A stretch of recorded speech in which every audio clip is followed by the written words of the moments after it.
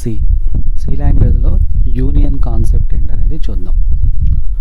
Already మనం structure గురించి discuss చేసాం. స్ట్రక్చర్ ఇక్కడ ఏం చేస్తున్నా, స్ట్రక్చర్ అనేది గ్రూప్ ఆఫ్ రిలేటెడ్ డేటా అన్నాం.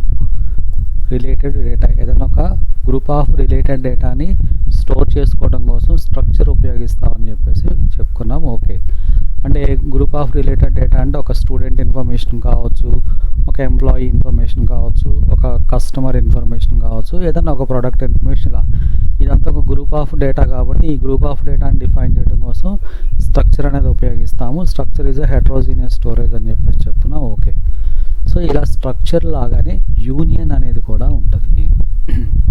సో స్ట్రక్చరు యూనియన్ సిమిలర్, అంటే యూనియన్ కూడా స్ట్రక్చర్ లాగానే గ్రూప్ ఆఫ్ రిలేటెడ్ డేటానే స్టోర్ చేసుకుంటుంది. అలానే స్ట్రక్చర్ ఎలా అయితే మెమరీ ఎలొకేషన్, చూడండి, structure allocate separate memory space for each of its members. ఇక్కడ చూడండి స్ట్రక్చర్కి ఏముంటుందో, a structure allocates separate memory space for each of its members. అదే యూనియన్ అయితే ఏమవుతుందంటే, a union allocates a single shared memory space for all its members. ఇక్కడ single shared memory ఇస్తుంది. అంటే ఇక్కడ ఒక మెమరీ ఎలొకేషన్లోనే స్ట్రక్చర్కి యూనియన్కి మేజర్ డిఫరెన్స్ ఉంది, మిగతా అంతా సేమ్. మెంబర్ యాక్సెస్ కూడా మెంబర్ యాక్సెస్ కూడా ఎలా అయితే డాట్ ఉపయోగించి చేస్తాం అలానే. అయితే స్ట్రక్చర్లో మెంబర్ యాక్సెస్ ఎలా ఉండొచ్చు చూడండి, all members of A structure can be accessed simultaneously. అంటే స్ట్రక్చర్లో ఉన్న అన్ని మెంబర్స్ని మనం సైమల్టేనియస్గా యాక్సెస్ చేసుకోగలం. బట్ యూనియన్లో వచ్చేసరికల్లా only one member of a union can hold a meaningful value at a given time. Only one member, ఇక్కడేమో ఆల్ మెంబర్స్ని మనం యాక్సెస్ చేయవచ్చు. ఇక స్ట్రక్చర్ని డిఫైన్ చేయడం కోసం స్ట్రక్ట్ అనే కీవర్డ్ ఉపయోగిస్తా ఉన్నాం, యూనియన్ కోసం యూనియన్ అనే కీవర్డ్ ఉపయోగిస్తూ ఉన్నాం. ఓకే, అయితే ఇక్కడ స్ట్రక్చర్ ద్వారా యూనియన్ ద్వారా మనకి గ్రూప్ ఆఫ్ రిలేటెడ్ డేటానే స్టోర్ చేస్తాం. ఇది క్లియర్. స్ట్రక్ట్ పర్సన్, ఇంట్ ఏజ్, నేమ్ అండ్ శాలరీ ఇలా తీసుకున్నాము. ఇక్కడ పి అనుకున్నాం. ఓకే, అలానే యూనియన్ కూడా సేమ్, యూనియన్ పర్సన్, ఇక్కడ ఇంట్ ఏజ్,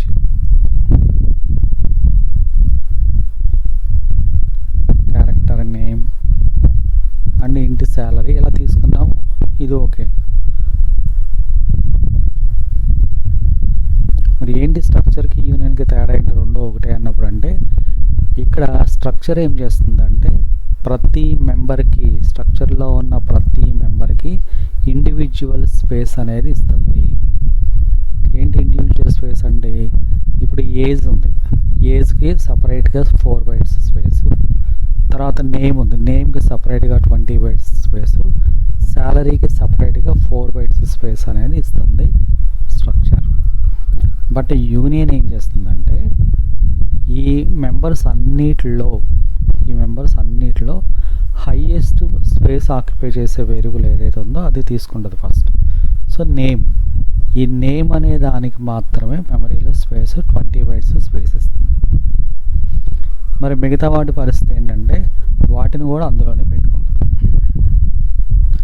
అంటే మూడింటికి కలిపి ఒకటే స్పేస్ అనేది అలొకేట్ చేస్తుంది యూనియన్. బట్ స్ట్రక్చర్ వచ్చేసి ఇండివిజువల్గా స్పేస్ అనేది అలొకేట్ చేస్తుంది.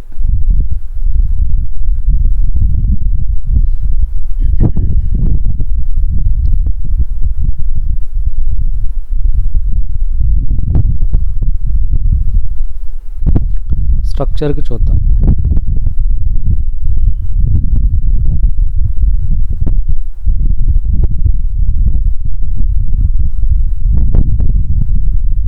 ఇలా ఉంటుంది స్ట్రక్చర్, అంటే సపరేట్ స్పేస్ ఇస్తుంది ఈ విధంగా.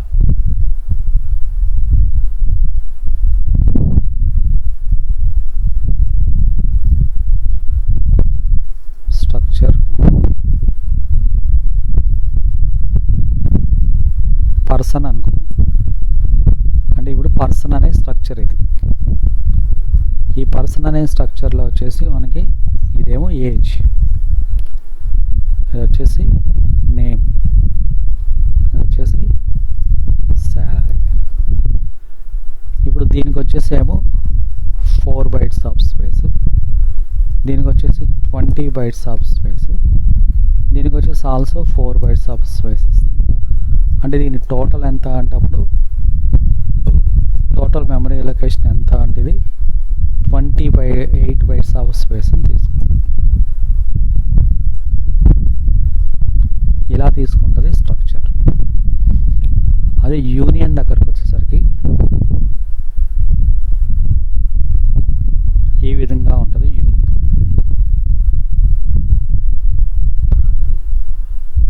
ఇది యూనియన్.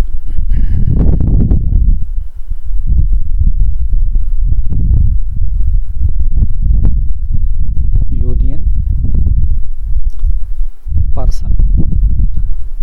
సో దీన్ని మనం యూనియన్ అనుకున్నాం. ఇందులో వచ్చేసి ఏమేమి ఉంటాయి అంటే ఇందులోనే ఏజ్ ఉంటుంది, ఇందులోనే నేమ్ ఉంటుంది, ఇందులోనే శాలరీ ఉంటుంది. దీని స్పేస్ ఎంత 20 bytes. సో ఇది ఉండేది 20 bytes తీసుకుంటాం. ఇప్పుడు దీని టోటల్ ఎన్ని bytes ఉంది అంటే టోటల్ ఈక్వల్ టు 20 bytes. ఇలా ఉంటుంది యూనియన్. అదే స్ట్రక్చర్కి యూనియన్కి తేడా. మరి అలా అనుకున్నప్పుడు యూనియన్ తక్కువ స్పేస్ తీసుకుంటుంది కదా, మరి యూనియనే వాడుకోవచ్చు కదా, స్ట్రక్చర్ మనకి స్పేస్ వేస్ట్ అవుతుంది కదా అనుకోవచ్చు మనం.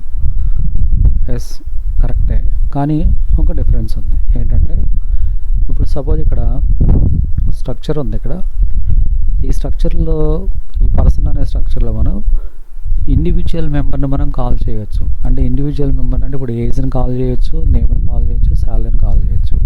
ఇండివిజువల్ మెంబర్స్ని నేను ఎట్ ఏ టైం కాల్ చేసుకోవచ్చు, సైమల్టేనియస్గా ఎట్ ఏ టైం కాల్ చేయొచ్చు.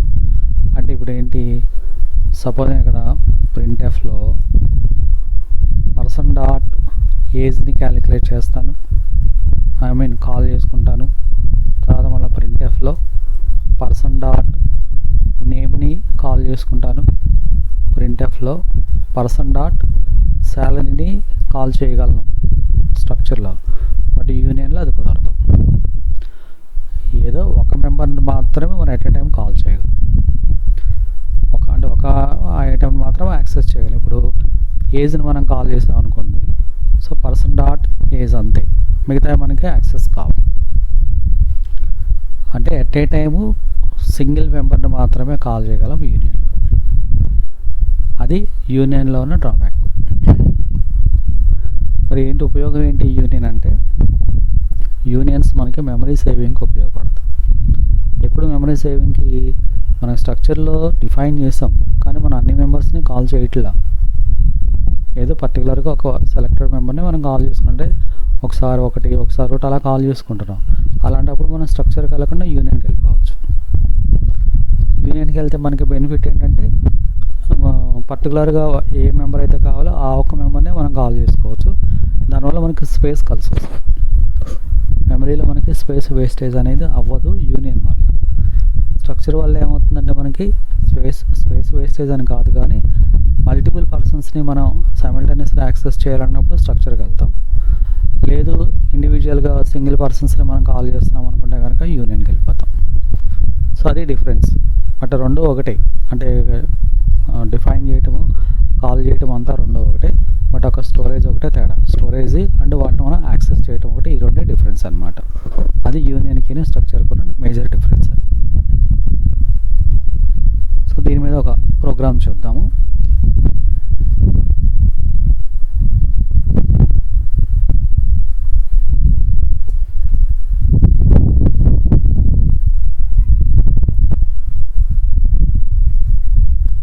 స్ట్రక్చర్ వర్సెస్ యూనియన్ అని.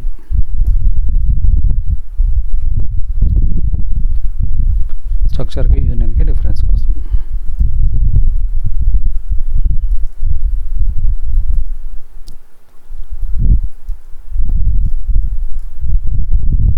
సో ఇక్కడ నేను ఒక స్ట్రక్చర్ డిఫైన్ చేశాను.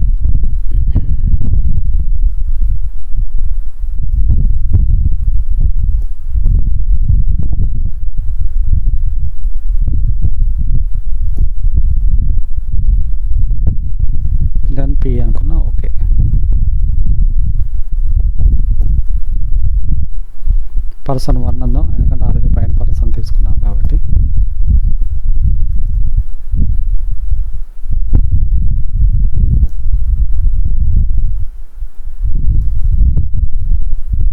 ఇలా రాసాం P అండ్ P1.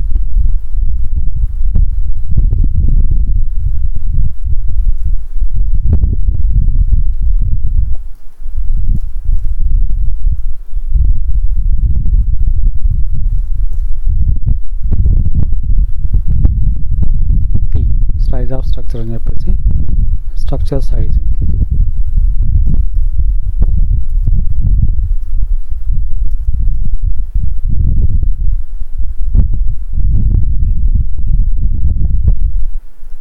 P1.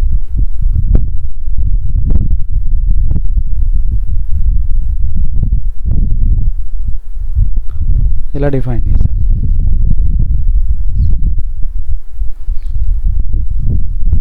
ఇక్కడ ఫస్ట్ స్ట్రక్చర్ని కాల్ చేసాం స్ట్రక్ట్ అని చెప్పేసి, దాని ఒక వేరియబుల్లో స్టోర్ చేసుకున్నాం Pలో. తర్వాత యూనియన్ డిఫైన్ చేసాం, సేమ్ పర్సన్ 1 అనుకున్నాం. డిక్లేర్ చేయడం రెండు ఒకటే, అక్కడేమో స్ట్రక్ట్ అంటాం, ఇక్కడ యూనియన్ అంటాం. సేమ్ స్ట్రక్చర్ లాగానే దీన్ని కూడా డిఫైన్ చేస్తాం. మెంబర్స్ కూడా సేమ్ అదే అలానే ఉంటాయి. రూల్ అదే, ఒక స్టోరేజ్ అప్పుడు ఒకటే తేడా, మెమరీ ఎలొకేషన్లోనే తేడా అనమాట. దీన్ని రన్ చేద్దాం. చూడండి, స్ట్రక్చర్ సైజ్ ఎంత చూపించింది మనకి, 28 చూపించింది. యూనియన్ సైజ్ చూడండి ఎంత చూపించిందో, 20నే చూపించింది.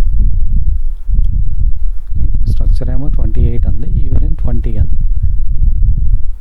అంటే 28 అంటే ఏంటి, ఇది 4 బైట్స్, ఫ్లోట్ 4 బైట్స్, ఇది 20 ఉంది కాబట్టి 28 చూపించింది.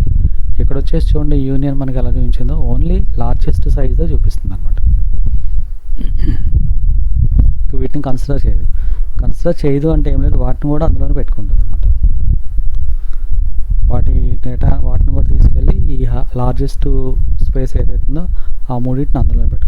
3 ఒకే అడ్రస్లో ఉంటాయి కాబట్టి మూడింటిని ఒకేసారి యాక్సెస్ చేయలేము మనం, అంతే డిఫరెన్స్. 3 మనకి అట్ ఏ టైం యాక్సెస్ కావు. ఇప్పుడు సపోజ్ ఇక్కడ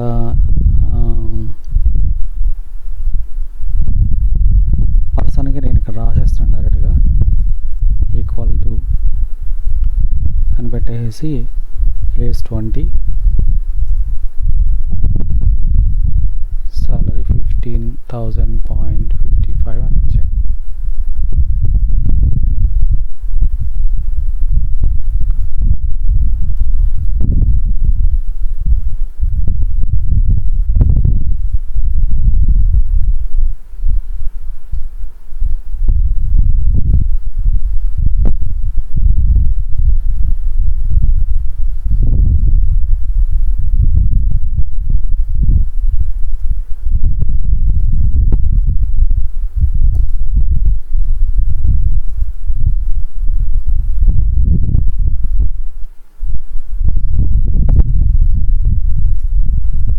%F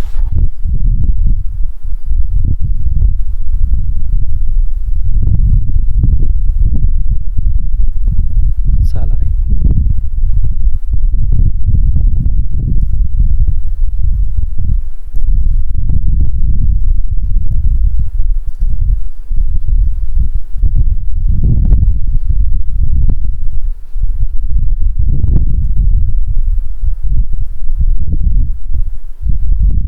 యూనియన్ ఇలా రాయడానికి ట్రై చేస్తున్నాం.